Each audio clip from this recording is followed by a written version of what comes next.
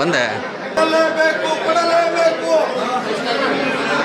ಬೀದರ್ ಜಮೀರ್ ಅಹಮದ್ಗೆ ಕೊಡಲೇಬೇಕು ಕೊಡಲೇಬೇಕು ಕೊಡಲೇಬೇಕು ಕೊಡಲೇಬೇಕು ಬೀದರ್ ಜಮೀರ್ ಅಹಮದ್ಗೆ ಕೊಡಲೇಬೇಕು ಕೊಡಲೇಬೇಕು ಬೀದರ್ ಜಮೀರ್ ಅಹಮದ್ಗೆ ಕೊಡಲೇಬೇಕು ಕೊಡಲೇಬೇಕು.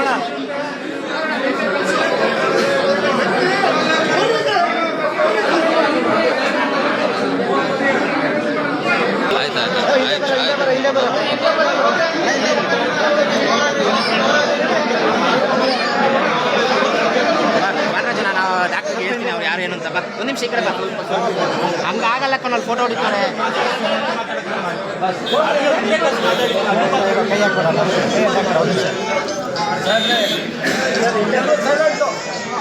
ನಮಸ್ಕಾರ. ಬೀದರ್ ಜಮೀರ್ ಅಹಮದ್ ಖಾನ್ ಅವ್ರಿಗೆ DCM ಮಾಡಬೇಕು. ಸಿದ್ದರಾಮಯ್ಯ ಅವ್ರ ಜೊತೆ ಭಾಳ ಅತ್ಯಾಪ್ತರಾಗಿ ಮತ್ತು ತುಂಬ ಪ್ರಬಲವಾಗಿ ಅವ್ರು ಧ್ವನಿಗೂಡಿಸಿರುವಂಥವ್ರು. ಅವ್ರಿಗೆ ಯಾವುದೇ ಕಾರಣಕ್ಕೂ ಅವಕಾಶನ ತಪ್ಪಿಸಬಾರ್ದು. ಮೊದಲನೇ ಹಂತದಲ್ಲಿ ಕೊಡಬೇಕಿತ್ತು, ಕೊಟ್ಟಿಲ್ಲ. ನಾವು ಸಿದ್ದರಾಮಯ್ಯ ಸಾಹೇಬ್ರಿಗೆ ಒಂಚೂರು ಭೇಟಿ ಆಗಬೇಕು ಅಂತ ಅವಕಾಶ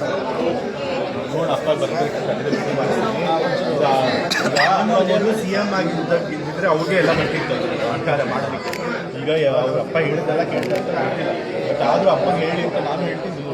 ಒತ್ತಡ ಆಯ್ತು ಒಂಚೂರು ಹೇಳಿ ಅಲ್ಲ ಭೇಟಿ ಮಾಡೋಣ. ನೋಡ್ರೆ ಸಾಹೇಬ್ರು ಹೇಳವ್ರೆ ಭೇಟಿ ಮಾಡಿ ಎಲ್ಲಾರ್ದು ಆಯ್ತಾ?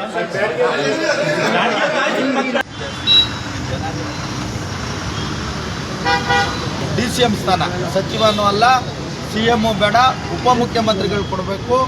ಚಾಮರಾಜಪೇಟೆ ಕ್ಷೇತ್ರ ಅಭಿವೃದ್ಧಿ ಆಗಬೇಕು. ನಮ್ಮ ಕ್ಷೇತ್ರದಲ್ಲಿ SM ಕೃಷ್ಣ ಇದ್ದಂಥ ಕ್ಷೇತ್ರ ಇದು ಅಭಿವೃದ್ಧಿ ಆಗಬೇಕು ಅಂದರೆ DCM ಸ್ಥಾನ ಸಿಗಬೇಕು.